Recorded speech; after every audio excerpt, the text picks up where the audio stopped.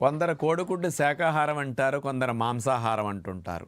కోడిగుడ్డు శాకాహారం కాదంటానికి 4-5 కారణాలు ఉన్నాయి. మొట్టమొదటిది, శాకాహారం అయితే ఏ శాఖలకు కాసినాయి, ఏ కొమ్మలకు కాసినాయి కోడిగుడ్లు కాదు, కాబట్టి శాకాహారం కాదంటానికి ఇది. ఇక రెండవది, శాకాహారం అయితే పీచు పదార్థాలు ఉంటాయి, మరి కోడిగుడ్లో ఫైబర్ 0, శాకాహారం కాదు. ఇక మూడవది, శాకాహారాల్లో కొలెస్ట్రాల్ ఉండదు, మరి కోడిగుడ్డు మాంసాహారం కాబట్టి అందులో కొలెస్ట్రాల్ 220 మిల్లీగ్రామ్స్ ఉంటుంది, కాబట్టి ఇది కూడా శాకాహారం కాదంటానికి ఆధారం.